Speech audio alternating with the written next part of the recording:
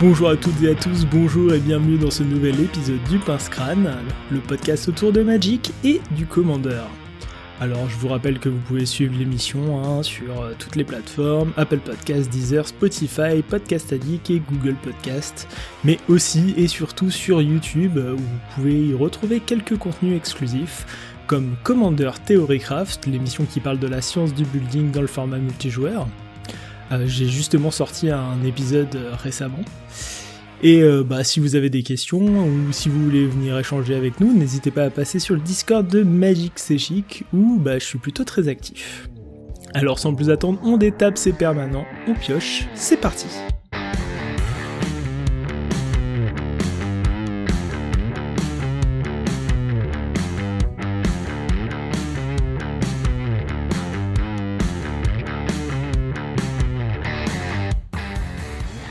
Eh bien, rebonjour et re-bienvenue dans cet épisode du Pince-Crâne où nous allons discuter, analyser et débattre autour de Tous-Fériction, aka All We Be One, la nouvelle extension standard qui arrive. Et pour affronter les Férixians, j'ai décidé de m'entourer d'un puissant Planeswalker. Salut Joël, comment vas-tu ? Bonjour, eh bien ça va très bien, merci beaucoup de m'inviter dans l'émission, ça fait très plaisir. Moi aussi, je suis très content de t'avoir avec moi. Et est-ce que tu pourrais te présenter un peu pour les auditeurs ? Oui, maintenant on va très vite faire le tour. Donc, je suis Joël, je joue depuis maintenant plus de 15 ans à Magic. J'ai commencé avec Alara, même si mon père jouait depuis plus longtemps auparavant. Je suis un énorme joueur de Commander et en réalité je ne joue que ce format-là ou de temps à autre des pré-releases, mais c'est vraiment de plus en plus rare.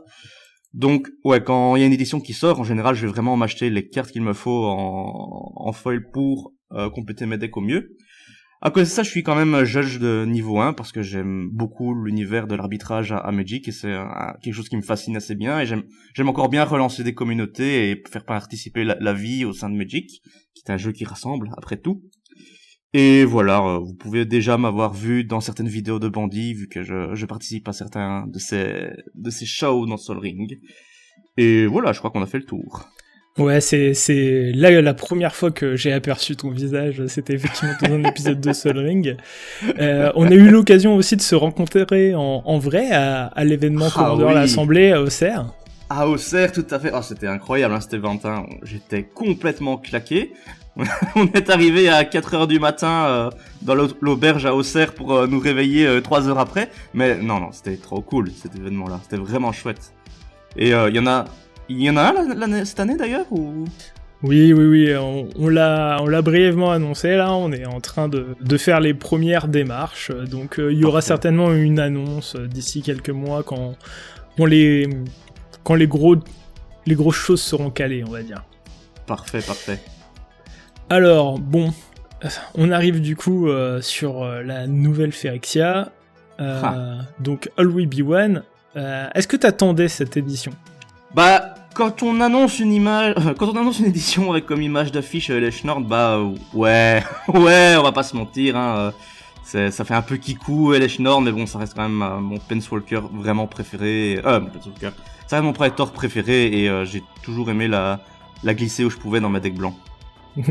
D'accord, okay. Très, très charismatique comme carte. Oui, voilà. Et moi, puis j'aime les amis, tout ça. Moi aussi, je suis un grand fan des Phyrexians, de tout le de tout l'univers qu'il y a autour de ça, de l'écriture phyrexiane. C'est vraiment un truc qui me passionne, la prononciation. J'étais très content d'ailleurs qu'ils sortent récemment un peu un lexique et notamment la prononciation des termes. Je trouve ça très flavor, ça aide beaucoup à l'immersion. Et je ne sais pas s'ils ont... Oh, pardon. Non, il n'y a pas de souci. Je ne sais pas s'ils ont développé le Phyrexien au point d'en faire un réel langage que tu pourrais utiliser, façon les langages créés par Tolkien, ou si c'est surtout histoire de créer des phrases un peu toutes faites. Alors c'est un vrai langage avec une vraie prononciation. C'est pas une lettre égale un symbole. C'est vraiment il y a des sons à proprement parler, tout ça. Donc c'est un vrai langage. Après. Il n'est pas encore aussi complet que peut l'être Tolkien, mais tu vois, pendant très longtemps, on était un groupe de fans hardcore, alors moi je regardais très attentivement, je participais pas nécessairement, mais il y avait un groupe de fans hardcore qui prenait chaque mot qu'on avait en Phyrexian pour essayer d'en décoder en fait le langage. Et depuis les prémices en fait, depuis les prémices du langage Phyrexian, les mots avaient un sens.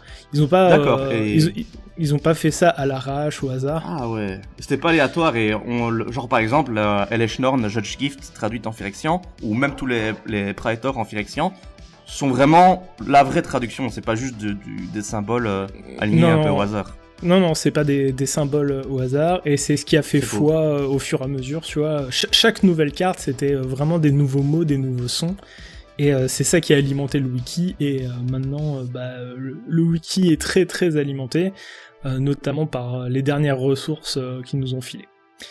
C'est beau. Bon, alors, on se lance un peu dans cette édition. Tu parlais d'Eleshnorn, le gros morceau, peut-être un des plus gros morceaux de ce set. Alors, bon, je vais rappeler un petit peu ce qu'elle fait, même si c'était un petit peu... Même si j'en parlais dans le dernier épisode. Eleshnorn, du coup, c'est un Praetor Phyrexian pour 5, qui est une 4-7, vigilance. Et en gros, s'il y a un ETB qui se fait, il se fait 2 fois. Et s'il y a un ETB qui se fait chez les adversaires, il ne se fait pas. Qu'est-ce que tu penses de la carte et globalement, qu'est-ce que tu penses de tout ce qui s'est dit un peu médiatiquement autour d'elle? Alors le fait est qu'elle est très très forte, ça je peux pas le nier. Le fait est que c'est 2 effets qui indépendamment sont déjà très bons et qui permettent de certains Headbeer d'être joués, genre le Ushwing Griff qui possède l'effet d'empêcher le déclenchement de capacité à l'arrivée en jeu, ou le Panharmonicon à l'inverse pour toi qui est surjoué dans les commandeurs un peu plus fun. Et en plus t'attaches tout ça à une 4-7 pour 5 qui a un body déjà normal pour le coup avec vigilance. Ouais, on est clairement qui est splashable très facilement d'ailleurs, on est clairement dans la gamme des cartes très fortes, et je peux comprendre qu'il y ait de la méfiance autour de la carte. Maintenant, c'est toujours le même problème quand on parle de cartes à bannir ou de cartes à se méfier. Il y a tellement d'incohérences, d'après moi, dans la banlist par rapport à des cartes qui existent et qui devraient pas exister, que ouais, voilà, c'est une carte très forte, c'est vrai. Maintenant, c'est une carte très forte qui peut être tout à fait gérée comme n'importe quelle carte très forte, quoi. Donc, je suis pas fan des gens qui veulent de toute façon bannir à outrance, et je préfère, pour ma part, trouver des solutions à des problèmes plutôt que me dire ça domine nos formats, il faut bannir ça, quoi. Grosso modo, elle prend n'importe quel anti-bet qui n'est pas sur un ETB, quoi. Oui, après, cet argument de l'anti-bet, il peut revenir pour toutes les cartes, ça c'est un peu le problème. Oui, bien sûr, mais ce que je veux dire, c'est que quand je dis ça, c'est qu'elle se protège pas particulièrement. Non. Non, voilà. Encore heureux. Heureux. Ce que je veux dire, c'est qu'il y a certains payoffs qui sont particulièrement compliqués à toucher.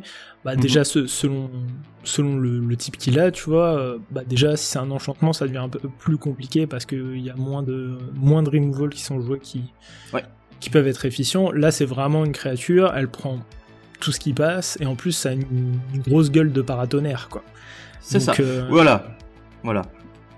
Mais oui, moi je l'aime beaucoup et j'aimerais bien l'ouvrir, et je la jouerai tant qu'elle sera là. Maintenant, je sais que c'est plus les paroles de Sheldon qui font foi, mais bon. moi j'ai pas trop peur et je m'aligne vraiment sur ta vision. C'est une bonne carte qui fait peur, mais comme il y en a beaucoup dans le format, et je considère pas qu'elle soit game breaker. Tout à fait. Oh, le game breaker. Si, je trouve que ça fait quand même partie des cartes où si ça fait un tour de table complet, bon déjà quand une menace fait un tour de table complet, est-ce que t'as pas mérité de gagner, ça c'est un autre débat, mais je crois que si elle fait un tour de table complet, c'est comme le Panharmonicon, elle a des chances de faire n'importe quoi très très vite. Bien sûr, mais ça demande d'avoir déjà un setup en fait, ça demande d'être déjà en place et de t'être pris aucun removal déjà depuis plusieurs tours. Tout à fait. Je ne vois pas la carte être jouée dans un format compétitif de toute façon, ça c'est certain. Alors j'en sais trop rien, mais pourquoi pas en standard ou dans des trucs un peu comme ça, oui. Ah oui, ça oui. Pourquoi pas. Bon, pourquoi pas. Eleshnorn ne va pas voler la vedette au reste du set, notamment il y a nos amis les Planeswalkers qui sont bien présents, hein. Il y en a 10. Oui. Donc, les complétés et les non complétés. Ouais, les complétés, les complete sont des mythiques et les non complétés sont des rares. Parmi eux, lesquels t'as préféré? J'aime beaucoup Nissa, qui est clairement un petit cran au-dessus, mais maintenant de base je suis un peu un whip du mono vert, tu vois, dès que c'est vert, j'aime bien. Voilà, c'est surtout Nissa qui m'a marqué pour le coup. La meule, j'ai jamais été trop fan, donc je dois t'avouer que Jace m'a fait un peu... ouais. Ah, il t'a fait un peu... ouais. c'est pas trop ce que je voulais. Ouais, c'est ça. En plus, comme son artwork fait référence à Jace Main Sculptor, on aurait bien aimé un Jace un peu dans la même veine. C'est ça. Oui, bah après on peut plus rien demander qu'il soit du niveau de Jace, hein, parce que bon, la carte a quand même été jusqu'à voir du play largement en vintage, donc... Par contre, un autre play... Je vais prendre une petite seconde juste pour lire les cartes pour les auditeurs qui sont pas sur YouTube. Donc du coup, on a Nissa Animiste Ascendu qui coûte 7, dont 2 verts et 2 verts Férection. Elle arrive avec 7 loyauté, à moins que vous ayez payé des points de vie pour la jouer. Elle a un +1 qui permet de poser une XX verte Férection Horreur, X étant la loyauté de Nissa. Un -1 détruit un artefact ou un enchantement, et enfin elle a un -7 qui dit que jusqu'à la fin du tour, les créatures qu'on contrôle gagnent +1/+1 pour chaque forêt qu'on contrôle, et ils acquièrent le piétinement. Donc le set est un gros finisher, et on peut même potentiellement le faire tout de suite, hein, en fait. Exactement. C'est pour moi une très très bonne carte. Et d'ailleurs, alors je souligne ça parce que j'aime bien faire des mana bases un peu tordus. Mais l'ulti spécifie forêt et pas forêt de base. Exact. Donc un Bayou ou un Overground Tomb dans le jeu, ça fonctionne. Ouais, tu vois, moi par exemple, j'ai vraiment tendance à faire des mana bases très orientées autour de Cabal Coffer, donc avec beaucoup de marais, et donc du coup j'arrive à faire des mana bases full marais, mais avec plein de couleurs différentes comme ça, et donc du coup c'est vraiment le genre de petit truc que je repère. Après, tu dois pas aller beaucoup trop loin. Dans le format, tu as aussi la carte en Modern Horizon 2 qui transforme tous les terrains en forêt, qui fait la même chose qu'Urborg. Yavimaya. Yavimaya, tout à fait. Donc c'est Yavimaya qui transforme tous les terrains en forêt. Donc couplé à ça marche bien. Ça t'oblige même pas forcément de jouer mono vert, quoi. Ah ouais, c'est un peu le Planeswalker Craterhoof quelque part. C'est ça, c'est vraiment ça. C'est littéralement ça, vu l'effet. Voilà, après le Jace, il est un peu anecdotique, en tout cas pour notre format. Il coûte 4, un bleu et un mana Férection bleu. Il arrive avec 5 loyautés. Son +1 indique jusqu'à notre prochain tour, une créature gagne -3, -0. Son -2 dit qu'un joueur se meule de 3 cartes, puis si son cimetière contient au moins 20 cartes, on pioche 3 cartes, sinon une seule. Et son -X dit que le joueur ciblé meule 3 fois X cartes. Donc c'est vraiment un Jace meule, hein. Tout à fait. Bah, c'est pas le premier dans le genre, mais de nouveau, c'est pas forcément le play... Enfin, Ouais. C'est peut-être le dernier Jace d'ailleurs, donc... Ouais, je sais pas trop ce qui va arriver dans le scénario à ces pauvres complete, mais ça fait un peu peur. Un peu triste. Celui qui a eu pas mal d'attention, c'est Lucas. Lucas Voué de la Ruine. Ça m'a pas spécialement transcendé plus que ça, figure-toi. Un que j'ai vraiment apprécié et qui n'est pas mythique, pour le coup, c'est plutôt Tyvar qui donne une sorte de semi-haste aux créatures qui leur permettent de jouer directement leur capacité activée. Ouais, j'aime beaucoup Tyvar. Il fait vraiment penser à un élixir de 1000 ans, le Tyvar. Est-ce que tu veux le lire? Est-ce que tu l'as sous les yeux pour en parler ou pas? Le petit Tyvar, oui, je l'ai sous les yeux. Donc de fait, il a un effet statique, un effet passif qui dit que tu peux activer les capacités de tes créatures comme si elles avaient la célérité. Donc de fait, ça se rapproche de l'élixir de 1000 ans. Son +1, c'est un dégager la créature ciblée, ce qui est jamais mauvais en soi. Et son -2, un petit effet réanimateur, donc tu peux meuler de 3 cartes, et tu peux renvoyer une créature qui coûte 2 ou moins de ton cimetière sur le champ de bataille. Le tout pour 3 mana, je trouve que c'est vraiment très très correct. Et bon, ça va faire des combos, ça, hein, c'est sûr. Oui, bah c'est fait pour, ça c'est clair. Ce que j'aime bien, c'est qu'ils collent vraiment bien l'attribut elfe, pour le coup, qui ont plein de capacités à activer, sans jamais dire le mot elfe. Ouais. Tout à fait.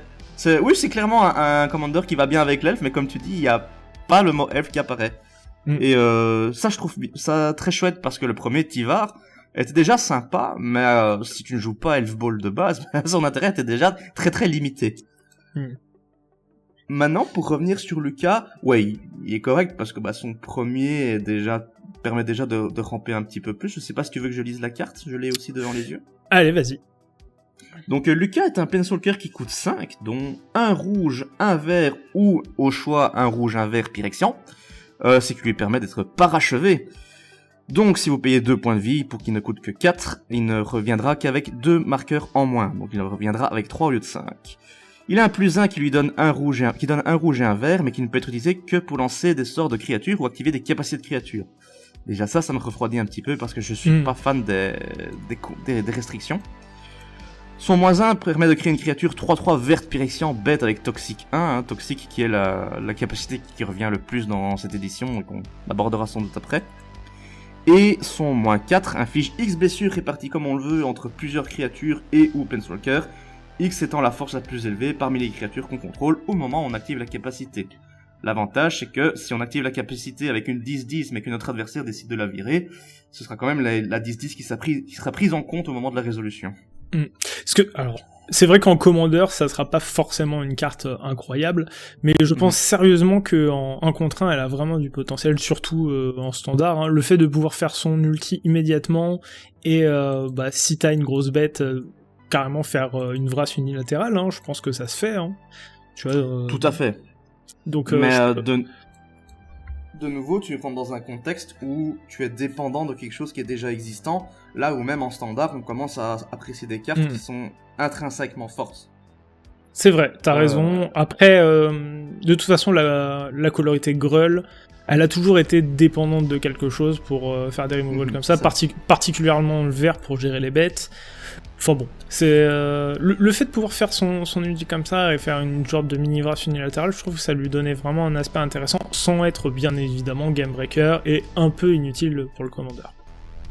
En fait, son problème par rapport à ça vient justement par rapport aux cartes dont on va parler plus tard, qui nullifie un petit peu l'importance de jouer ça tour 5, sachant les options qu'on peut déjà avoir pour 5 dans des couleurs comme Gruul. Parce que Gruul cherche quand même à imposer par des créatures avec une force plus grosse, plus élevée que leur coût, et mettre à mal les points de vie de l'adversaire assez rapidement. Et là, de nouveau, ouais, on a une gestion pour 5. Maintenant, pour 5, c'est pas vraiment, les gestions, c'est pas vraiment ce que j'ai envie d'avoir à ce prix-là. Oui, ça pose une 3/3, ça se protège, c'est ok. Et ça met du mana conditionnel pour 5, mais en Gruul, à nouveau, qu'est-ce que tu veux encore jouer de plus qu'un truc qui coûte 5 ? Ouais, je comprends ta position, d'accord. Et, et Vraska, qu'est-ce que t'en as pensé ? Elle est rigolote. Elle est rigolote dans le sens où moi je l'ai vue avec Vorinclex version 2 où du coup son ultimate tue quoi qu'il arrive. Parce que rappelons de l'effet de Vraska que je crois avoir mise de côté. Voilà. Donc elle coûte 6, dont un mana complete. Elle arrive en jeu avec 6 marqueurs loyauté, ou 4 si vous avez payé 2 points de vie. Son 0 nous fait piocher une carte, 1 point de vie, et on prolifère, c'est déjà très très fort. Donc en fait c'est un +1 finalement, au minimum. Pardon ? Au final, au minimum, c'est un +1. Tout à fait. C'est un peu comme le Teferi de Brothers Wars, on va y arriver. La guerre des frères, en fait. C'est la guerre fratricide. C'est un peu le même Teferi où là aussi on avait un 0, mais comme sa loyauté est calquée sur les pioches que tu fais, ça revenait à faire un +1. Mais j'aime bien, cet effet-là, il revient également sur le nouvel artefact qui a fait couler beaucoup d'encre et qui donne la capacité à proliférer pour 0 à tous les Planeswalkers. On reviendra dessus après. Et pour revenir sur notre Vraska, désolé, je parle beaucoup. Son -2 permet de transformer une créature en trésor et lui fait perdre toutes les autres capacités. Donc ça, c'est une gestion vraiment très très bonne pour le coup. C'est plutôt définitif. Enfin, l'autre peut la sacrifier, mais c'est vraiment très bon. Et son -9, on y vient, permet de... On regarde l'adversaire, on regarde combien de marqueurs poison il a, et s'il en a moins de 9, on lui met la différence. Du coup, avec un Vorinclex en jeu, ça fait un insta-kill.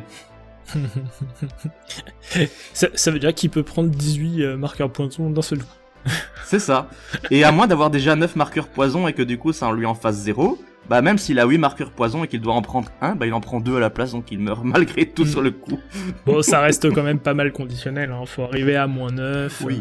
Bon, c'est... Oui. Mine de rien, si tu fais le 0 une fois, du coup tu vas proliférer, tu vas mettre 2 marqueurs, tu vas passer à 8. Ah, c'est pas incroyable. Ça marche pas bien. Faut quand même grinder la Vraska pour arriver à faire ça. Ah oui, et pourtant, malgré tout, je la préfère largement à Lucas, dans le sens où elle, Vraska, même toute seule, c'est un danger en soi, tu vois. Même toute seule, bien sûr. Elle te fait du card advantage, elle gère des trucs, mais bien. Et bon, bah, elle a un ultimate qui tue comme à peu près tous les Planeswalkers, mais elle, capacité. Elle a vraiment une tête de Planeswalker de Commander, en fait. C'est ça. Voilà, Atraxa, si tu es parmi nous, bonjour. Bon, on peut enchaîner du coup sur Leisure Moon Gauntlet, donc l'artefact dont tu parlais. C'est un artefact mythique qui coûte 3 dont un bleu. Et il donne 2 capacités au Planeswalker, un 0 qui dit Proliferate et un -12 qui dit prenez un tour supplémentaire. Il a une deuxième capacité, ce Gauntlet. Et il dit que quand on casse un sort non-créature, on choisit un marqueur sur un permanent et on en ajoute un supplémentaire. C'est ça, c'est un proliférate d'un permanent finalement. C'est ça. Bon, alors, tu penses que c'est une grosse saloperie ou tu penses plutôt que c'est un pétard bouillé ? Moi, dans le deck adapté, c'est une grosse saloperie. De nouveau, c'est pas quelque chose qui va franchir la sphère du compétitif Commander, mais bon, on va pas parler que de ça tout le temps. Mais dans tous les autres decks, dès que c'est un minimum adapté, c'est vraiment très très fort, hein. On va pas se mentir. C'est vraiment très très fort. Enfin, la première capacité est déjà banger, mais tu lui rajoutes une autre capacité qui peut la rendre vraiment explosive. Dès que tu joues des petits sorts à 1 ou 0, hein, et des artefacts qui coûtent 0, bah il y en a quelques-uns dans le format. Non, je trouve la carte vraiment très forte. Vraiment très forte. Je pense que ça, de toute façon, en dehors d'un deck Super Friends, ça sera un peu inutile. Ouais, ça sert à rien, non. Ça sert à rien hors du... Mais je vois bien, tu sais, ce deck Super Friends qui s'est pris un peu le focus, il a des Planeswalkers, mais tu sais, il a pas réussi trop à les monter en loyauté, et là, boum, il pose ça, et il y en a 2 qui prolifèrent, et il y a potentiellement le 3e qui arrive à passer en ulti. Je vois bien ce setup-là. C'est ça. Ça a l'air d'être un peu un finisher. Un finisher de l'archétype, hein, donc pourquoi pas. Je crois qu'il y a un monde où ça peut être joué en compétitif 1v1, j'en ai entendu parler un petit peu sur les réseaux, qu'il y a quelques mecs qui se chauffent très très fort. Plus pour sa seconde capacité à ce moment-là. Parce ouais, il y a ça, ouais. Tu peux beaucoup abuser de la capacité de prolifération, la seconde prolifération, qui au final... Dans un deck compétitif, on va préférer tuer avec une carte qu'avec 150. Dans le sens où, quand on prolifère, ce qu'on aime bien, c'est qu'on va viser 45 permanents. Mais en compétitif, on n'a pas besoin de ça. En général, il y a un permanent qui est sur table et sur laquelle on veut assurer la continuité. Et clairement, ça, c'est le fameux enchantement pour 3 incolores et 2 bleus qui permet de proliférer à chaque sort. Mais ça coûte 3. Donc, je peux le concevoir en compétitif, mais pas tant que ça pour le côté Planeswalker, plutôt pour le on prolifère chaque fois qu'on joue un sort, quoi. Ouais, mais après je pensais pas nécessairement à un format multijoueur, hein, je pensais vraiment à un format 1v1. Notamment, j'ai vu une petite discussion passer des joueurs de Brawl qui disaient que ça pouvait être intéressant parce que tu sais, c'est un format où tu peux avoir un Planeswalker en commandant. Donc voilà. Oui. Et en 1v1, de nouveau, je suis toujours un peu réticent dans le sens où dès que ça peut pas potentiellement tuer ou gérer quelque chose immédiatement sur la carte même, j'ai un peu plus du mal. Les cartes qui doivent dépendre d'autres cartes pour être bonnes, c'est là on rentre dans la limite acceptable parce que c'est vraiment très vite, très très bon. Mais en 1v1, t'as quand même moins le temps de t'installer parce que je sais pas trop, je dois t'avouer que de toute façon Super Friends c'est pas vraiment un archétype qui me plaît, et même en V1 je sais pas trop, je me dis que si tu joues des cartes comme Jaceman Sculptor un petit peu dans tous les sens, ou des trucs un peu comme ça, peut-être des Liliana du voile, ça peut peut-être être intéressant, mais j'ai pas trop d'avis sur la question. Je trouve que la carte elle est très flavor, elle est très cool, elle donne envie de builder. Hein. Tout à fait, mais c'est ça. Pour moi, c'est un finisher un peu bizarre qui n'en est pas forcément un. Et en fait, je reviens sur ce que tu viens de dire, la dernière remarque qui est pas si anodine que ça, à savoir, ça donne envie de builder. Et ça, c'est un truc que je trouve vraiment très cool dans cette édition, et même dans la précédente, c'est qu'il y a beaucoup de cartes que j'ai vues qui me donnent justement envie de builder, tu vois. Ah, tu m'en parleras en deuxième partie d'émission, hein. Tu me spoiles pas.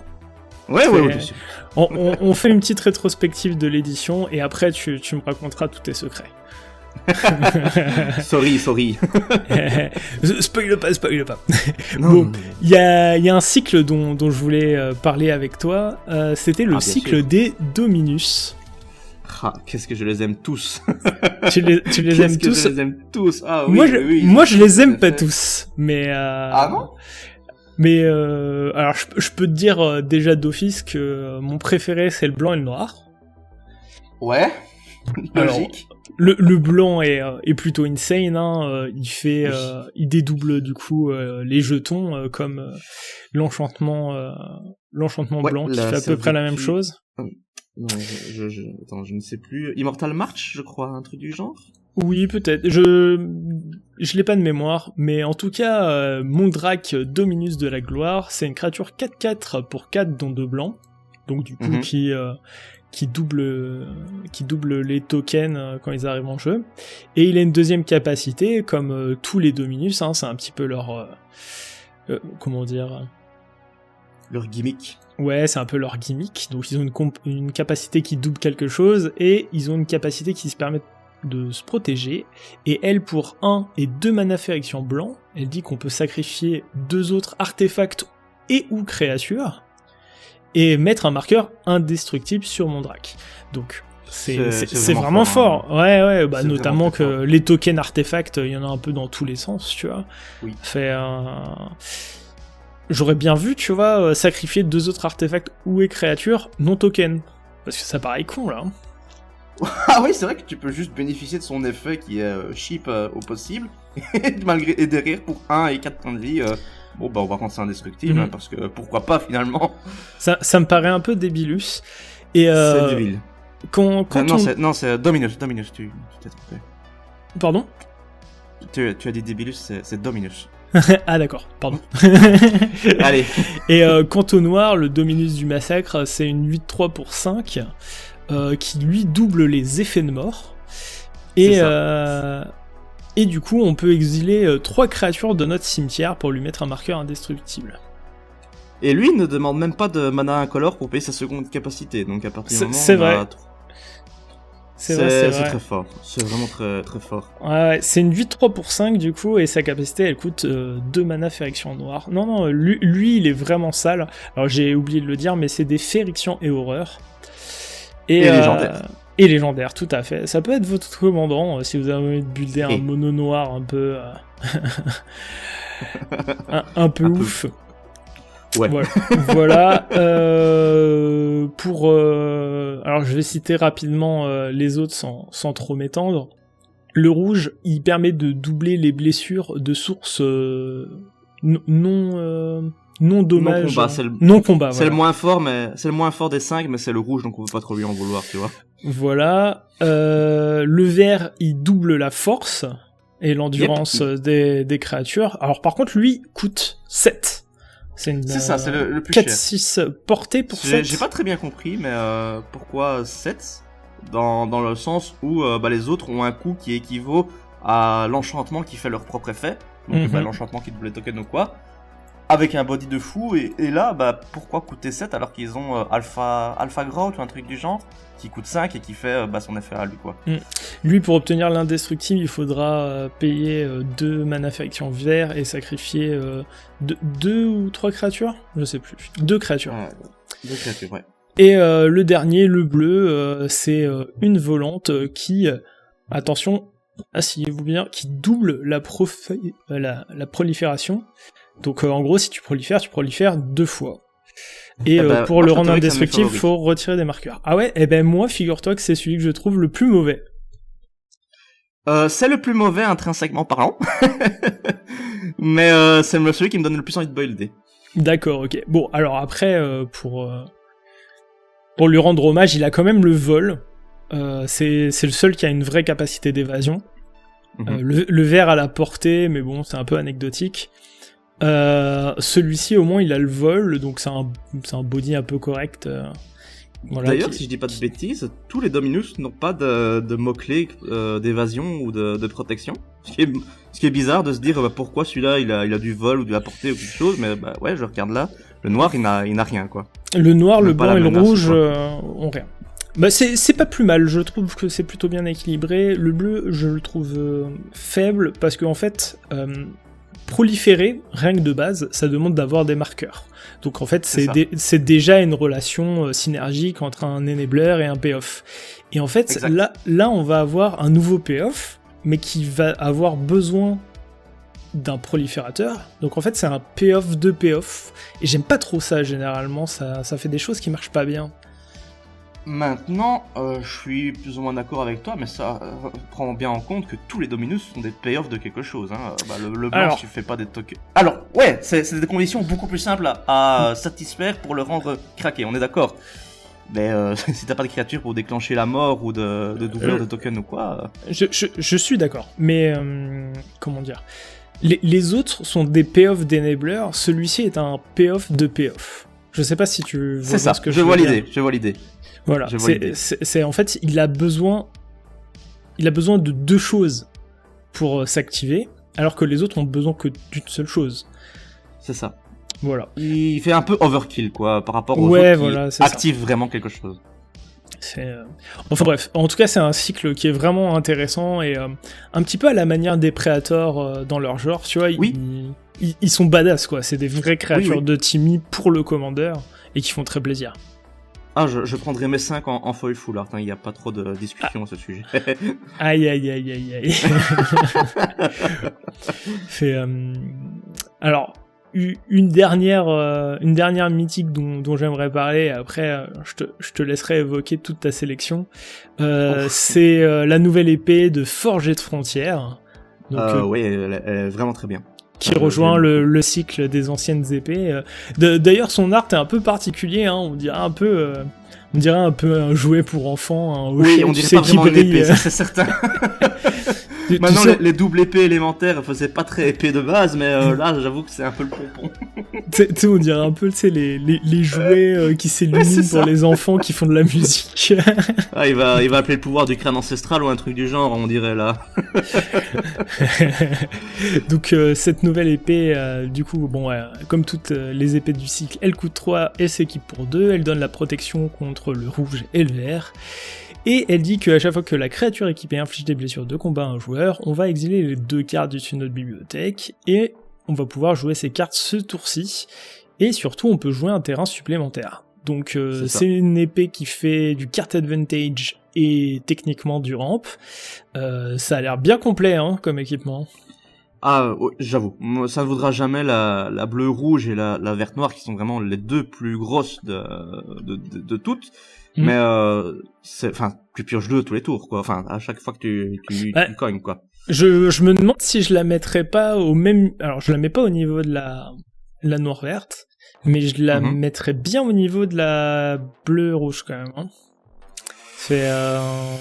Il y a ce truc-là où elle fait du CA, les deux font du CA.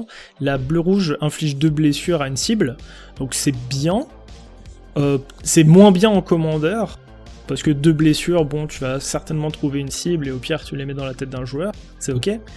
Mais là, il y a vraiment un côté, je peux poser un terrain et je trouve ça plus intéressant de pouvoir poser un terrain que juste mettre 2 blessures à quelque chose.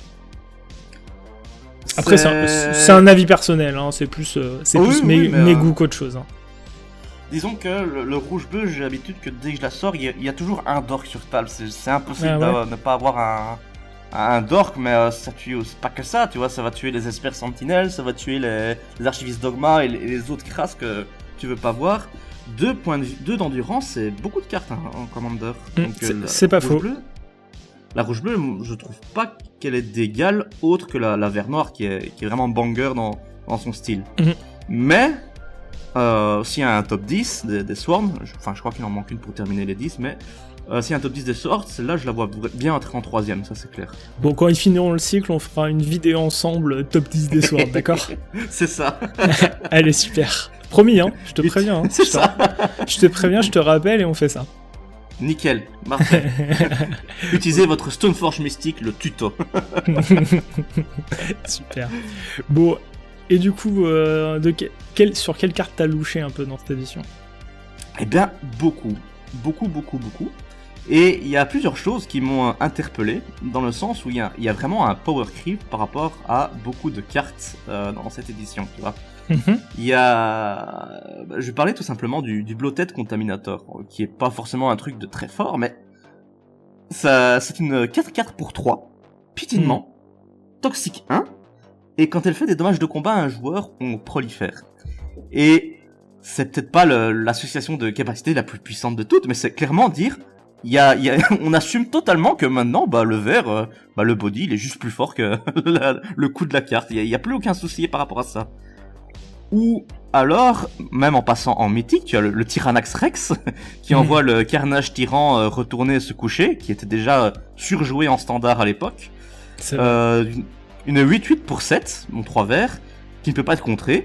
Piétinement. Ward 4, donc si on la cible avec une capacité ou un sort, c'est contré à moins que l'adversaire, enfin le cibleur ne paye 4. Célérité et Toxique 4. Donc dans tous les cas, ce machin frappe et en 3 fois ça tue quoi qu'il arrive. C'est très fort. Alors, moi je suis pas très choqué par cette carte, je dois t'avouer que il y aura peut-être un archétype infection qui arrivera en standard, je sais pas trop. Et du coup cette carte là elle sera forcément très forte là-dedans. Je trouve la carte vraiment bonne, hein. Y a pas à dire, mais j'ai l'impression qu'elle est dans la continuité de ce que faisait un petit peu le vert en ce moment, tu vois, ça fait Par contre, là où je trouve qu'il y a un gros changement, c'est dans son coût. Le fait que ça coûte 2 incolores et 1 vert, ça, ils nous ont pas trop habitués. D'habitude, ce genre de body, il avait beaucoup plus de mana coloré. C'est ça, c'était 3 verts, quelque chose du genre. Ouais, 3 verts ou 2 verts quelque chose. Tu vois, ça coûtait quelque chose.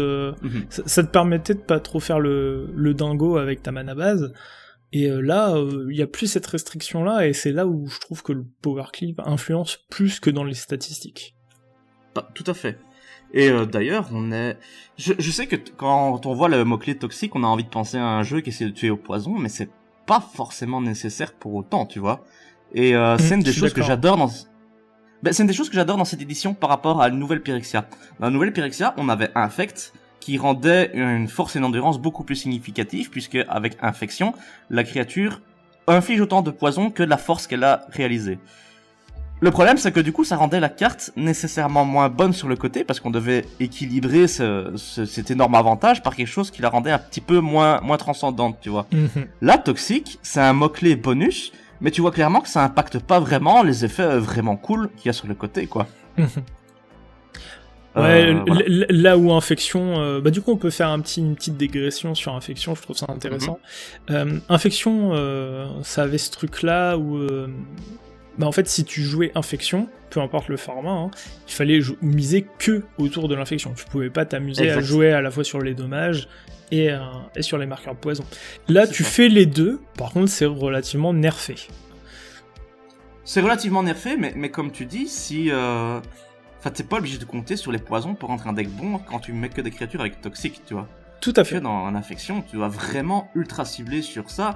Et en général, même si tu joues infection, t'es obligé d'avoir une partie de ton package de ton deck qui est consacrée à des boosts, quoi. Là, t'es même plus dépendant, t'es même plus tributaire de ça au final avec le toxique. Et pour continuer un peu sur Infection, là récemment, il y a Sheldon Menery qui s'est exprimé du coup sur la mécanique et voilà, comme quoi ça allait être popularisé et qu'il y avait beaucoup de demandes de joueurs, comme quoi il faudrait augmenter le nombre de marqueurs poison dans le format. Alors moi j'ai une position sur le sujet, mais je vais pas t'influencer, j'aimerais ton avis à toi. Moi je suis contre. 10 marqueurs poison c'est très bien et je vois pas l'intérêt d'augmenter ça, puisque c'est ce qui fait justement sa spécificité. Mais je veux dire, en plus, si tu commences à jouer vraiment poison, ce seront des decks très spécifiques et adaptés, et on peut pas dire que ça croule vraiment dans le format, et en voir un peu plus, ça me ferait pas de tort. Mais ouais, il y a peut-être plus de prolifération, il y a peut-être plus de créatures qui infligent des poisons, mais je ne trouve pas que c'est une raison nécessaire que pour augmenter la... Ça sert à quoi servirait poison si on commence à augmenter le nombre nécessaire, tu vois? Pour ça, voilà, t'as le Voltron qui tue au 21 dégâts commandeur, et déjà ça, c'était inédit par rapport aux dégâts nécessaires. Je vois pas pourquoi on devrait en plus augmenter le nombre de poisons nécessaires. Bon, je te rejoins à 100%, on est exactement on est vraiment sur la même ligne. Voilà. Alors, j'ajouterais que y a souvent un biais chez les joueurs qui se plaignent de infection. Alors il y en a deux en réalité. Le premier, c'est que la plupart des gens qui se plaignent de infect, de poison, ils se plaignent de 4 cartes. Ils se plaignent de... Ça Non, je pensais plus au Nexus. Colosse de Pestacier, l'assaut, toutes les cartes un peu, tu sais, qui volent entre guillemets, qui volent les parties et qui te font passer de 0 à 10 marqueurs poison d'un seul coup, en fait. J'ai plus l'impression que les gens se plaignent de ces cartes-là plutôt que de la mécanique, mais sans vraiment le savoir. Enfin, sans vraiment l'exprimer, en tout cas. Il y a un deuxième biais, et du coup, c'est un argument qui est souvent réitéré, c'est comme quoi en 1v1 on aurait 20 points de vie et que comme c'est 10 marqueurs poison, c'est la moitié. Voilà, en multijoueur on en a 40, faudrait que les marqueurs poison ça soit à 20. C'est une logique qui est très biaisée, c'est-à-dire que en multijoueur, on a tous effectivement 40 PV, mais on se tabasse les uns les autres. C'est-à-dire que c'est pas moi qui inflige 120 points de vie, c'est toute la table qui se met des punchs. Quand tu joues poison, tu vas être le seul à infliger ces dégâts-là. Et donc du coup, tout seul comme un grand, sans l'aide de tes camarades de jeu, tu vas devoir mettre 30 marqueurs si tu veux éliminer ses adversaires. Et souvent en passant par des phases d'attaque, donc qui sont au final très individuelles, et très limitées à un joueur si tu veux vraiment être efficace. Bien évidemment. Alors ça commence par des phases d'attaque pour la plupart, et ensuite tu peux passer par la mécanique de prolifération et d'autres mécaniques pour tricher. Mais au-delà de ça, je trouve ça très réducteur de dire il suffit de mettre 10 marqueurs poison, parce que c'est pas vrai. C'est ça. Il faut en mettre 10 à tout le monde. Pour que ça fonctionne. Pour que ça fonctionne. Je te rejoins complètement. De toute façon, je te l'ai dit en début de discussion, je n'aime pas quand on commence à nerfer les choses pour le principe de dire ça a été fort à un moment, donc faut qu'on le vire. Voilà. C'est vraiment pas ma politique. Après, ce que je peux reprocher à la mécanique, et je trouve que c'est un vrai argument, c'est que y a très très peu de moyens de se retirer des marqueurs poison. Je trouve que c'est un avantage, figure-toi. Parce que si tu commences à donner des outils pour vraiment retirer les marqueurs poison, à part Leech ou 2-3 autres cartes qui servent pas à grand chose, là tu nullifies les efforts du pauvre gars qui va, comme tu avais dit, devoir mettre 10 marqueurs poison à tout le monde. Ce qui est loin d'être anecdotique. D'accord. Alors, je pense que ça peut s'équilibrer. En fait, je réfléchis ça par rapport au point de vie, tu vois, tu peux prendre le parti dans le jeu de gagner des points de vie ou arriver à en gagner et de cette façon te donner un peu de délai. Sans forcément que ça soit une horreur, tu vois, ce que je veux dire, c'est que si moi je dois infliger 10 marqueurs poison, que le mec à un moment de la partie il passe de 7 à 5, ça me fait chier, ça me ralentit, mais c'est pas retirer tous ces marqueurs, tu vois. Donc je pense qu'il y a un côté équilibrage. Bon, c'est presque impossible à implémenter, parce que ça demanderait de rajouter beaucoup plus de cartes qui font ça et de façon plus utilitaire. Donc à mon avis ça verra très très peu le jour, mais voilà, c'est un petit peu le truc que je suis capable de considérer dans les arguments entendables. Voilà. Sinon pour continuer la comparaison entre les points de vie et les poisons, les points de vie sont des ressources. C'est pas le cas des marqueurs poison, donc c'est pareil. Qui sont juste des malus. Voilà, il y a plein de gens qui vont perdre des PV sur des fetch, sur des Raveland, sur plein de cartes qui font perdre des PV Tout à fait. pour des raisons X ou Y. Donc en fait, les points de vie, ça coule, ça fond dans les mains, alors que les marqueurs poison, faut vraiment arriver à les mettre, quoi. Donc ça passe forcément par des cartes et jamais par les autres joueurs. Bref. Je suis d'accord avec toi, mais ceci dit, je pense que c'est pas forcément une mauvaise chose, qu'on n'ait pas vraiment de moyen d'enlever les marqueurs poison. Ça garde le caractère un peu inéluctable de la contamination pyrexiane. Et de nouveau, en plus, je sais que il va y avoir une petite vague de nouveaux commandeurs qui vont effectivement plus tourner autour du poison, vraisemblablement. Mais je crois que ce sera tout sauf une généralité par rapport à ce qui existe déjà. Et est-ce qu'on doit enlever ça au pauvre gars qui a décidé, je vais jouer poison, qui est déjà une capacité... Je suis d'accord avec toi. Et puis je pense que... comment dire, c'est aussi un parti pris risqué de jouer cette mécanique, parce que autant tu vas pas forcément être target sur les premiers marqueurs, tu vois, mais une fois que quelqu'un va vraiment se sentir en danger, tu vas prendre son focus, c'est sûr et certain. Donc t'as tout intérêt à délicatement mettre des marqueurs poison aux trois adversaires, tout doucement, et potentiellement essayer de finir d'une manière ou d'une autre. Après ça c'est dangereux aussi parce que poison ça fait partie des mécaniques qui font un peu peur de manière générale aux gens. Et du coup, quelqu'un qui va jouer un commander axé poison va, même sans avoir encore infligé des marqueurs, va déjà se retrouver avec une sorte de red flag sur la figure et il va déjà être plus particulièrement ciblé que d'autres, tu vois. C'est possible, c'est possible, ouais. Je pense que ce red flag, il est vraiment légitime quand tu commences à avoir plus de 5 marqueurs poison. Je pense que tu peux vraiment t'inquiéter si t'as plus de 5 marqueurs. Effectivement, essayer d'éliminer le joueur infection. Au-delà de ça, stagner à 2 marqueurs, c'est pas problématique. C'est ça. D'autres cartes à travers l'édition dont tu voulais parler ? Alors oui, il y en a beaucoup, si on doit commencer à ça. J'aime beaucoup le Staff of Completion, qui est une réminiscence du bâton de dominance. Qui est déjà une pièce avec marqué combo en grosses lettres grasses dessus. Là ça fait un peu pareil, mais j'aime bien le côté tu payes des points de vie au lieu de payer du mana, donc faut déjà que ce soit plus tricky pour partir en sucette avec. Et c'est un petit accélérateur pour 2 points de vie. Tu peux détruire tes propres permanents, l'intérêt est relativement limité hors des decks prévus. Pour 3 points de vie, tu prolifères, pour 4, tu pioches, et pour 5, mais en mana, cette fois-ci, tu le dégages. J'aime beaucoup le bâton. Ouais, je suis d'accord. Alors, étonnamment, dans sa fonction, il me fait penser un peu à Black Market Connection. Dans le sens où, c'est un permanent hyper polyvalent qui va te coûter des PV selon la polyvalence que t'en fais, quoi. Ouais, c'est ça. Même si Black Market Connection est quand même plus fort. Oui, bien sûr.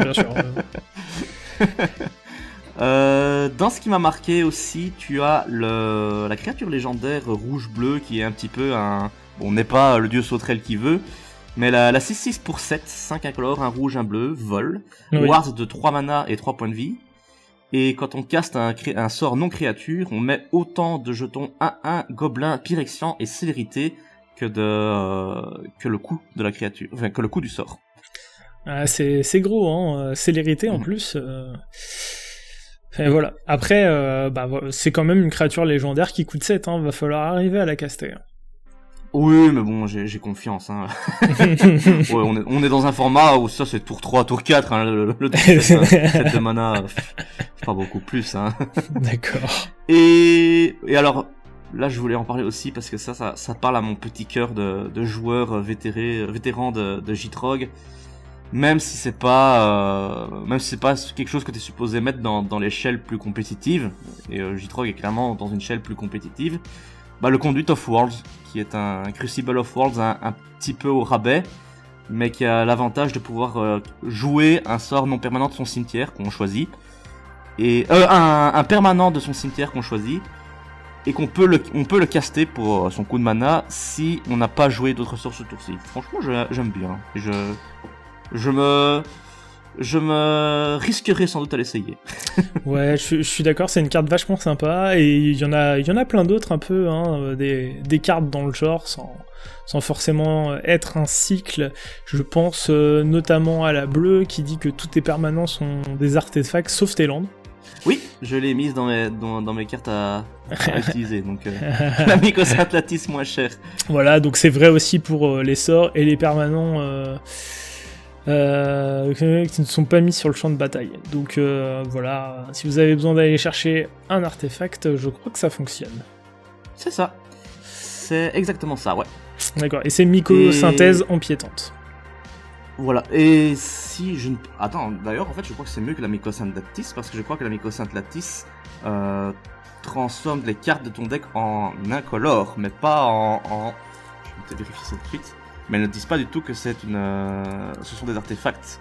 C'est-à-dire qu'un effet Tinker, avec cette carte en jeu, te permet d'aller chercher n'importe quel ton qui à la base n'est pas un artefact, et le mettre en jeu.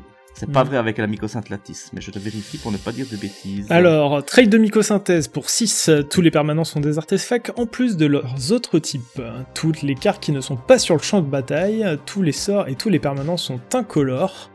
Les joueurs peuvent dépenser du mana comme si c'était du mana de n'importe quelle couleur. On est d'accord, donc les cartes dans ton deck avec mycosynthèse ne sont pas... en fait, ça donne, pas des artefacts. Ça donne un aspect complètement différent à la carte par rapport à Mycosynth Lattice, parce que Mycosynth Lattice c'est quelque chose qui est construit pour punir l'autre.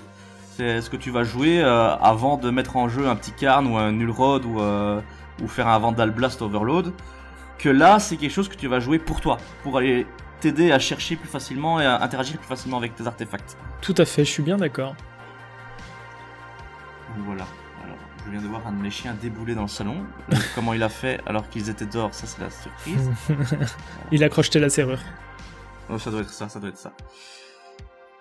Mais oui voilà, donc il y a côté plus aide pour soi que détrimental et essayer d'emmerder l'adversaire avec un Mycosynth Lattice. C'est pas vraiment la même fonction malgré l'apparence de la carte. Il y a plein de unco et de communes dont je voulais parler aussi qui sont des solid removal qu'on voulait bien voir dans les couleurs. Genre par exemple le Sheoldred Edict pour un incolore, un noir, où tu peux faire sacrifier au choix un Planeswalker, une créature non token ou une créature token. Je trouve ça vraiment sympa. À chaque adversaire, en éphémère. À chaque adversaire en éphémère, pour deux. C'est excellent, ça me fait penser pas mal à Triomphe de Liliana. Tu sais, qui disait pour 2 en éphémère, chaque adversaire sacrifie une créature. Tout à fait. Là, c'est tout simplement la même carte, mais boostée aux hormones. Excellente, ouais. Absolument excellente. Ah ouais, j'aime beaucoup. Et c'est absolument pas la seule unco comme ça qui a pris un gros step-up. Je pense notamment à Augure Expérimental, qui pour 2 dont un bleu est une éphémère, qui nous dit qu'on regarde les 3 cartes dessus de notre bibliothèque, on prend l'une d'elles et on la met dans notre main. Puis on prolifère. Ça te rappelle une carte, non ? Bah c'est un impulse un petit peu différent. Et oui, il y avait un incolore, un bleu en éphémère. Je sais plus si c'était éphémère ou rituel, mais tu piochais et tu proliférais. ouais. Et bah ouais, là clairement c'est une pulse, mais avec prolifération en plus quoi en fait. C'est ça. Oui, c'est marrant. Tu as très bonne carte aussi que je trouve, c'est j'ai son nom, je l'ai mise de côté. Vanish into Eternity. C'est une commune, 2 incolores, 1 blanc. Tu exiles le permanent non terrain ciblé en éphémère et ça coûte 3 de plus si c'est une créature. Je trouve que c'est un vraiment bon removal, honnêtement. Ouais, je suis d'accord avec toi. Une autre unco moi qui m'a marqué, en tout cas que je trouve plutôt intéressante, c'est Position de Tyvar. Alors ça, j'ai besoin. Ça coûte X et un vert, et une créature ciblée que l'on contrôle gagne +X/+X, acquiert la défense talismanique et l'indestructible jusqu'à la fin du tour. Ouais, c'est fort. Sacrément polyvalent. C'est un journal d'Amio pour préserver aux créatures, mais vraiment sympa. C'est très polyvalent, et à la fois une protection quoi qu'il arrive, et un kill dans le meilleur des cas, quoi. C'est dans un Voltron, quelque chose comme ça. Oui, c'est ça. Bon. C'est ce qu'on veut voir. Et est-ce que tu as vu la meilleure unco de ce set ? Peut-être d'ailleurs la meilleure unco depuis très longtemps. Alors moi, une des unco qui m'avait... Ouais. Ah, attends, attention, parce qu'il y a une unco qui a fait parler beaucoup, et je suis pas tout à fait d'accord. ça va peut-être être la même, attention. Est-ce qu'elle coûte un bleu? Non. Ça va, on en reparlera après. Alors, Pour moi, une des meilleures Unco, c'est la 3-2 pour 2 en vert. Un incolore, un vert, 3-2, tu la sacrifies pour un, tu détruis un artefact, un enchantement ou tu prolifères. je suis d'accord, vraiment bon. elle est excellente. Elle est excellente cette petite créature. Déjà, elle est surstatée, hein, c'est une 3-2 pour 2 si je dis pas de bêtises. Ouais. C'est ça. Et puis en plus, elle est très polyvalente. Moi, l'Unco dont je voulais te parler, ça coûte un noir, c'est un artefact, et c'est Vat of Rebirth. Laisse-moi voir ça. Alors, Vat of Rebirth, ça dit que quand un autre artefact ou créature que l'on contrôle est mis dans le cimetière, on va pouvoir lui mettre un marqueur huile. On peut payer 3, l'engager, retirer 4 marqueurs, et renvoyer une créature de notre cimetière sur le champ de bataille, et faire ça seulement en rituel.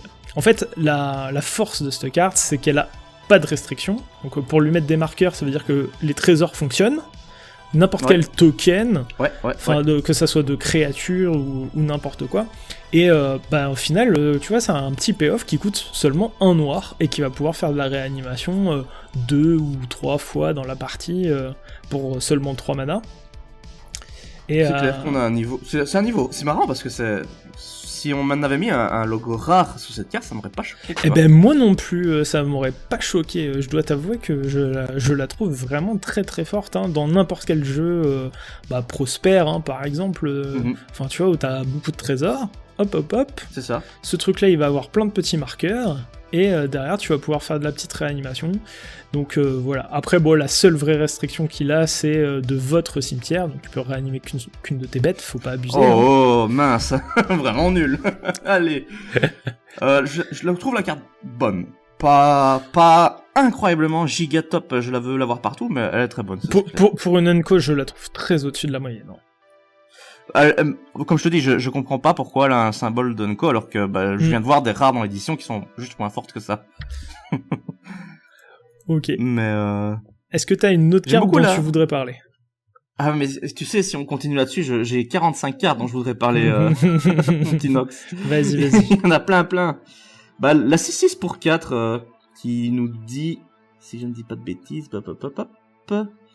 voilà, qui arrive en jeu avec 4 compteurs oil sur elle, vol, 6 pour 4. Au début de mon entretien, on doit enlever un compteur oil, et s'il n'y en a plus après l'avoir fait, on perd la partie. Bon, c'est un petit bémol, hein, un petit désavantage, comme on en voit beaucoup. C'est l'archifélieux de Méphistos. Il rappelle pas mal de démons qu'on a déjà eu qui ont des coups très très bas avec des stats très très hautes, mais des défauts. À noter que celui-là, le wording est très important. Hein. Alors, c'est au début de notre entretien, on retire un marqueur pétrole. Puis, s'il n'y a pas de marqueur pétrole, on perd la partie. Donc c'est vraiment... comment dire... En fait, on a le temps. Il nous donne... c'est... En faisant gaffe que c'est un compte à rebours de 3 et non de 4, comme ça laisse supposer avec ces 4 marqueurs.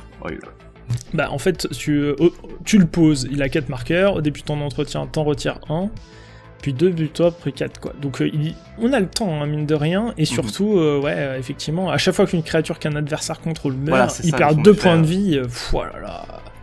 Ça, c'est fort. Hein, c'est impressionnant, on préférera le jouer dans un deck où on peut le sacrifier, hein, bien évidemment, parce que s'il meurt, pas de soucis. Pas de soucis, on c'est limite, vas-y, fais-toi plaisir. tu l'as seulement, c'est bien. C'est ça. Donc, il y a ce côté-là où je suis menaçant, mais à la fois, est-ce qu'il faut le gérer, est-ce qu'il faut pas le gérer? En fait, il faut le gérer, en fait, parce que justement, par son effet qui fait que chaque créature qui meurt fait perdre 2 points de vie, ça va très vite impacter les gens qui vont vouloir le virer. Mais de nouveau, on en profite très souvent tant qu'il est là, et c'est pas une mauvaise chose quand il se barre, puisque sinon il nous coûte la game. Donc j'aime bien la carte, j'aime bien ce genre de carte qui est à double effet, tu vois. Ouais, il est supposé nous faire perdre, mais quand est-ce que ça arrivera Sinon, dans les cartes qui m'ont fait waouh, tu as une Unco, 3 incolores, 1 bleu, 2/4, artefact. Et quand lui ou un autre artefact arrive en jeu, tu peux piocher une carte, et si tu le fais, tu discardes. ça fait très vite le tri aussi. Hein. J'aime bien ce genre d'effet à la con. Il y avait déjà eu ça sur un incolore, un bleu, 2-1, justement en Scars of Mirrodin, qui à chaque fois qu'on jouait un sort d'artefact permettait de piocher et de défausser. Enfin, ah oui, un autre petit effet, mais ça, c'est un autre petit effet quoi. Bon, je te propose d'évoquer encore chacun une carte là, et on parlera ensuite un peu de nos perspectives vis-à-vis de ce set. C'est ça. Bah en fait, du coup, j'aimerais bien te poser ton avis. Vas-y. Et du coup, je voulais savoir ton avis aussi sur le Minor Misstep, qui est une sorte de simili Mental Misstep. Donc faux pas mineur, pour 1, c'est une éphémère qui contre un sort avec un coût de mana inférieur ou égal à 1. Ça verra peut-être du jeu en CEDH, au-delà de ça dans la sphère Commander, je trouve ça pas incroyable. C'est ça. Bah écoute, c'est mon avis aussi, et il y en a plein qui sont en train de hurler par rapport à ça, parce que ça semble fort, et parce que c'est un Mental Misstep, mais je trouve que c'est pas un Mental Misstep justement. Faut bien se dire que le Mental Misstep, pourquoi il est joué, c'est pas parce que ça contre vraiment les sorts à 1, c'est parce que ça coûte 0 de base. Enfin, ça coûte 2 points de vie, quoi. Oui, et puis, je vois pas... En Commander, pour moi, la carte est inexistante. En CEDH, c'est une autre histoire. Est-ce que ça verra du jeu en moderne, quelque chose comme ça? Je pense pas. Peut-être en Legacy, cela dit. J'en sais rien. Je suis pas un assez grand habitué de ces formats-là pour avoir la réponse. Moi, je trouve que c'est ça. Je suis d'accord avec toi et je suis vraiment content que tu partages mon avis. J'ai pas grand-chose à dire de plus. Il y a plein de gens qui estiment que c'est vraiment trop fort, c'est trop puissant. Ouais, ok. Ouais, je pense qu'il y a des gens plus compétents que moi pour parler de cette carte. Moi, il y a une dernière carte dont je voulais te parler. Alors, elle vient des préconstruits. Je tiens pas particulièrement à parler des préconstruits, malgré que je les trouve intéressants. Mais cette carte-là, pour moi, c'est potentiellement... Je pèse un peu mes mots. C'est potentiellement un futur staple. Attends, est-ce que je peux essayer de deviner la carte? Tu as tout à fait le droit. Est-ce qu'elle est blanche? Elle est blanche. Est-ce qu'elle coûte 2 incolores et 2 blancs? Elle coûte 2 incolores et 2 blancs. Et c'est une éphémère? Tout à fait. Est-ce que toi aussi tu as vu la Teferi's Protection, mon ami?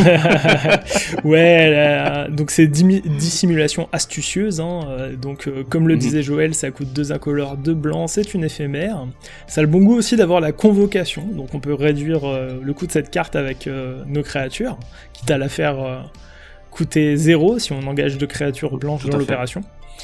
Et ça dit que n'importe quel nombre de permanents non-terrain ciblés que le contrôle passe hors phase. Donc, je trouve ça très très fort. C'est très polyvalent. C'est vraiment très très bien. Et surtout, ça a cet avantage de... c'est certainement un des meilleurs sorts de protection qui existe, après, donc du coup, protection de Teferi.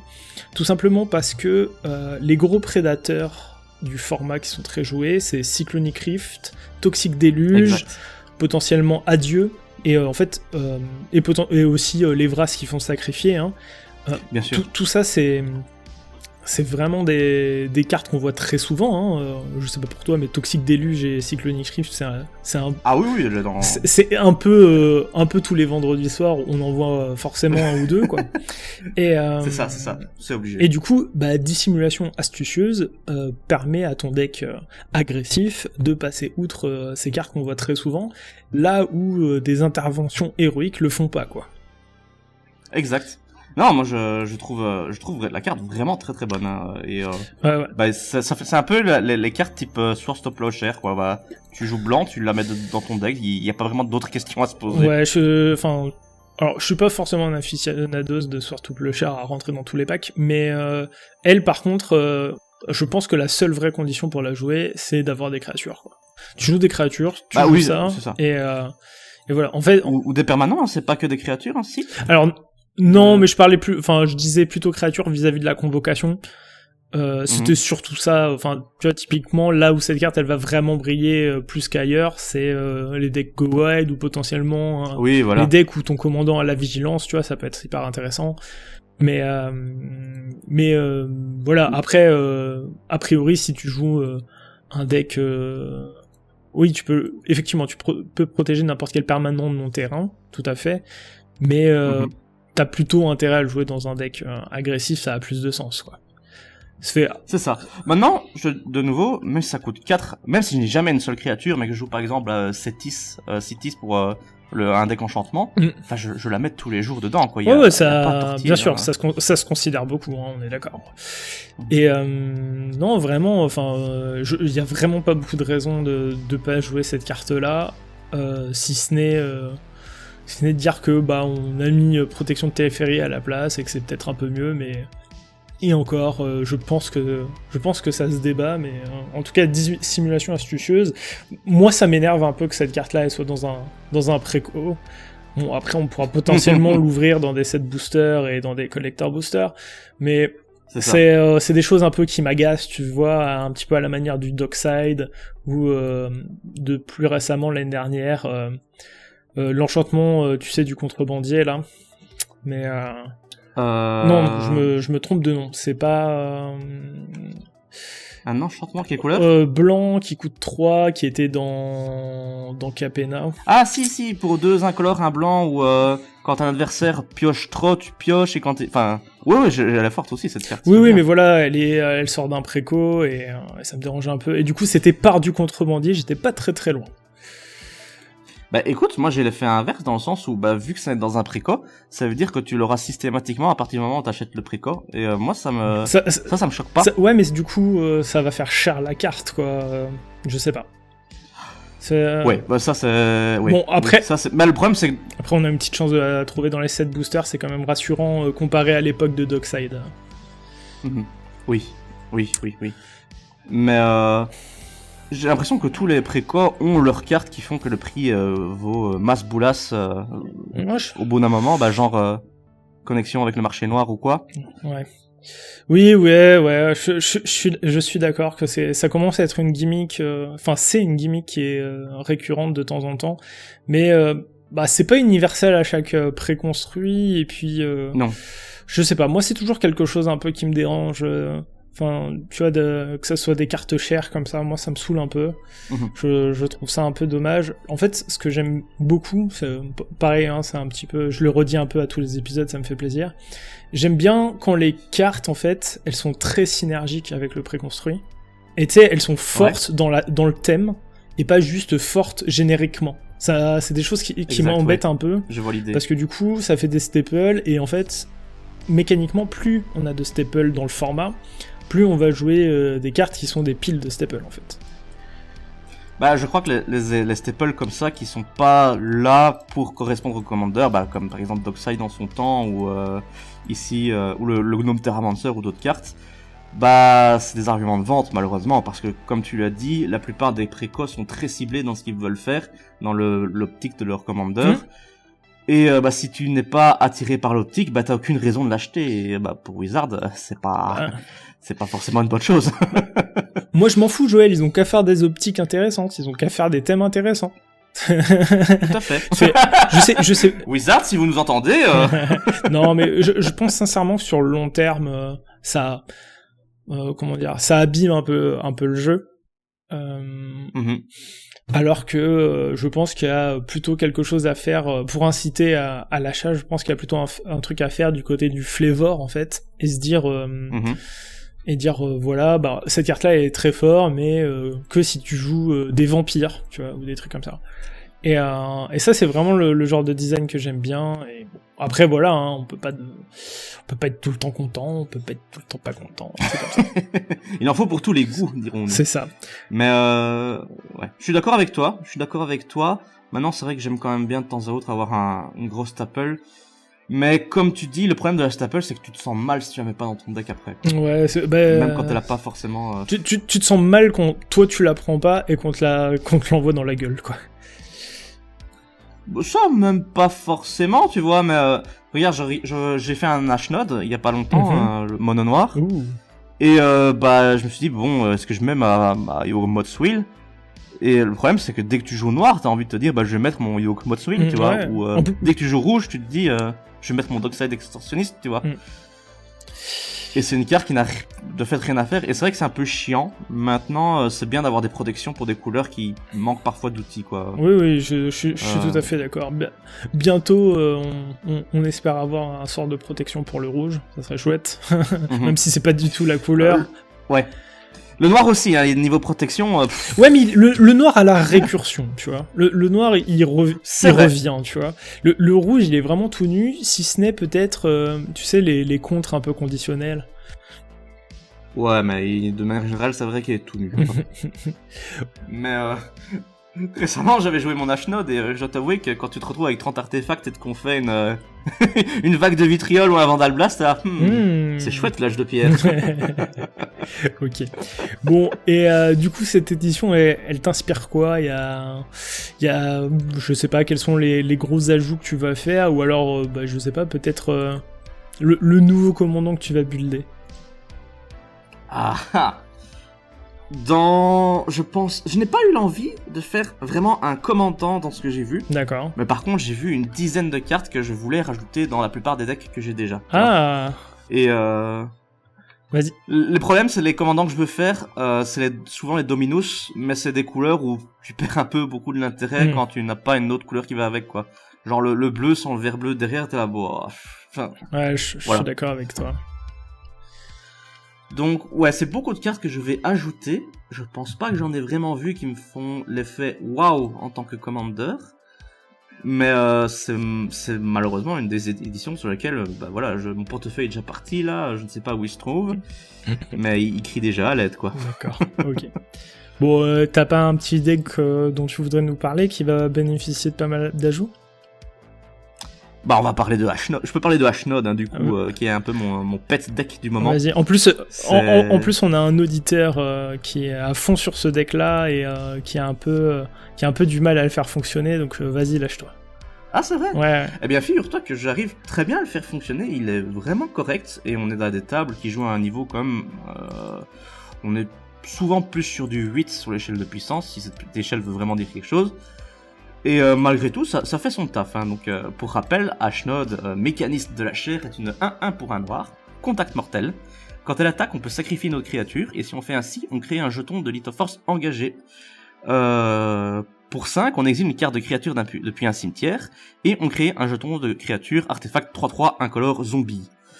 Bah, je vois ça un peu comme le deck d'un ami qui joue Kerametra, à savoir une créature qui va... tous les tours nous donner une petite Lithoforce et tous les tours nous donner un terrain pour Kerametra. Et au bout d'un moment, on se retrouve avec très vite avec des gros artefacts qu'on peut balancer assez rapidement grâce à ces Lithoforces. Donc il y a un petit aspect mort de créatures que j'exploite pas énormément, à part pour jouer des créatures qui reviennent facilement, genre le Reassembling Skeleton, le Couvain de Cafard par exemple, ou d'autres petits trucs qui reviennent assez vite en jeu. Et derrière, c'est les gros tons incolores, donc le destructeur de cité, le nouvel 8-8 pour 8, je ne sais pas si tu vois. Ouais. Ça, ou Mindslaver, ou Mykosan Lattice plus Karn. Et franchement, le deck fonctionne bien, parce que derrière, il y a ça, donc les petites créatures qui bloquent souvent très bien et qui sont sacrifiées assez vite.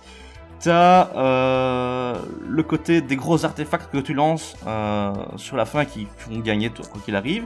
Et derrière, c'est beaucoup des bons removal ou quoi pour te protéger et mettre en place une mécanique qui, effectivement, peut sembler un petit peu lente par rapport au niveau global des commandeurs de nos jours, quoi. Mais... D'accord, ouais, donc tu joues Portail de Phyrexia, des trucs comme ça? Alors, si je l'avais, oui. Mais comme il me le faut en foil full art, j'économise d'abord. D'accord, ok. Et puis je l'aurai. D'accord, ok, super. Et bon, écoute, je te propose que tu m'envoies la liste et je la mettrai... Bien sûr, je l'enverrai. Je la mettrai en description, comme ça on pourra checker. Parfait. Super. Ok. Et voilà, écoute, ça résume un peu l'édition. Hein. C'est clair que je vais me faire plaisir, ça je mens pas. Surtout les terrains de base, hein. Rien que les terrains de base, ils sont tellement sublimes, quoi. Alors, j'imagine que tu parles des full art. Tu parles des full art tous, en fait. À tous, ouais. Alors moi mes préférés. Tous les full art. tous les foulards, ok. C'est rigolo. Mais de l'édition, quoi. C'est rigolo parce que moi, mes préférés, étrangement, c'est ceux normaux. C'est bizarre, hein, mais j'ai du mal avec les foulards, là. Je trouve que c'est très, très forcé. Et, ah oui, c'est carrément forcé et assumé. Et en fait, j'aime bien, tu sais, la vibe Miraudin, tu vois, à l'ancienne. Et donc, du coup, le fait de voir évoluer les paysages de Miraudin, tu vois, ça me parle plus que des gros monuments férexians. Voilà, ça me parle un peu plus, mais bon, c'est mon délire perso. Ok. Ah, je sais pas. Moi, j'ai pris le Complete Edition pour avoir mes 2 terrains de base de chaque sorte en foil full art. C'est purement cosmétique. Hein, c'est de l'argent limite jeté par la fenêtre pour mon beau plaisir. Mais je trouve très beau et je vais claquer la blinde sur cette édition. Y a pas moyen. Inutile, donc indispensable. Exactement. Bon. Et qu'est-ce que tu penses qui va arriver à nos Phyrexians, à nos chers Planeswalkers et Phyrexians pour la suite de l'histoire? J'ai déjà entendu 2-3 trucs où j'espère que c'est pas ça, sinon c'est un peu mouerf. Ouais. Mais si j'ai bien compris, donc on se rend compte que Vorinclex a été sur Kaldheim pour voler les plans de l'arbre monde et qui leur permettrait de créer un arbre à Phyrexian qui permettrait de connecter les plans pour servir de plan d'invasion, comme le pont planaire. Et le truc, c'est que les Planeswalkers, donc à la base pas complétés du tout, sont envoyés sur Phyrexia pour aller chercher le cœur de Phyrexia et mettre fin une fois pour toutes à ce monde avec une bombe style filigrane, le Silex. Et si j'ai bien vu, mais je sais peut-être aller dans le spoil de commencer à en parler. Bon, écoute, moi je pars du principe que les gens qui écoutent s'intéressent à Magic, peut-être. Bon, écoute, on va pas spoiler, on va les laisser regarder l'épisode de Magic C'est Chic sur le sujet. Ouais, c'est ça. On va se préserver. En tout cas, l'histoire est toujours racontée un petit peu à travers les cartes, donc vous avez des beaux indices. Ok. C'est ça. Bon, avant de passer en outro de cet épisode, tu voudrais rajouter quelque chose peut-être ? Là comme ça, non, je pense que tu m'as laissé parler beaucoup trop par rapport à mais non. de base. Merci d'ailleurs. Mais désolé. Non, t'as absolument pas à t'excuser. Tu es là pour ça. Alors je sais pas. Et voilà. Je sais pas si t'écoutes un peu le podcast régulièrement. On a une tradition. Régulièrement, non. C'est plus quand j'ai le temps, quand je suis en télétravail typiquement. D'accord. On a une petite tradition. C'est en fin d'épisode, on demande à notre invité s'il a à nous partager un livre, une série, une œuvre culturelle en fait. Hein. Ouais. J'ai une œuvre que j'essaye de me procurer à tout prix et autrement que par Amazon, mais je vais devoir y passer. On est d'accord que c'est n'importe quel genre. Tu peux même parler d'un spectacle de clown, ça marche. Voilà, c'est Simon Stallenhag, qui est un artiste qui a fait des livres qui sont relativement connus, comme par exemple Tales from the Loop. Je ne sais pas si tu as déjà entendu parler de ça. Absolument pas. Ce sont des histoires essentiellement graphiques, donc il s'agit vraiment de belles illustrations créées par l'auteur, accompagnées d'un petit texte qui est une légende, qui est au final la seule façon de te repérer dans l'histoire et tout. Et Tales from the Loop a été adapté en série et en jeu de rôle, si je ne dis pas de bêtises. Et il s'agit vraiment d'un monde un peu dystopique, enfin pas dystopique, mais un monde dans lequel l'humanité a fini par à se transcender en partie par rapport à des technologies un peu particulières, qui sont dans les alentours des années 90, sauf qu'on se rend compte que ces technologies n'apportent pas que du bon et qu'elles modifient la réalité à beaucoup plus qu'elles ne sont supposées pouvoir le faire. Et c'est tout un univers comme ça qui est en livre. Donc tu as le premier qui s'appelle Tales from the Loop. Tu as le second qui s'appelle Things from the Deep, qui sont des conséquences de ce qui se passe dans le premier. Et celui dont je voulais te parler, qui est Electric Nation, si je ne dis point de bêtises, mais je n'arrive pas à le trouver. Où là, on s'intéresse vraiment aux conséquences d'un monde où la technologie et l'électricité a été surexploitée aux États-Unis et que ça a fini par dégénérer et donner quelque chose d'assez presque Lovecraftien dans son essence, parce que les machines qui commencent à devenir autonomes, commencent à créer des agglomérats mécaniques et parfois presque biologiques, C'est un univers que j'aime vraiment beaucoup et j'essaie de me procurer autrement que via les scans que j'ai déjà lus et relus et que je peux conseiller, qui est vraiment très très chouette dans son ambiance. Ok, d'accord. Bah écoute, tu me fileras les références et je mettrai quelques images à l'écran, en espérant que ça parle aux spectateurs. Tout à fait. Et voilà. Pour l'instant. Bon. De nouveau. Bah écoute, je te remercie beaucoup d'avoir accepté mon invitation. Bah de nouveau, c'est moi qui te remercie de me l'avoir proposé, surtout. Et bah je remercie aussi les auditeurs d'être restés avec nous jusqu'au bout. N'oubliez pas que si cet épisode vous a plu, de le liker et de vous abonner sur la plateforme de votre choix.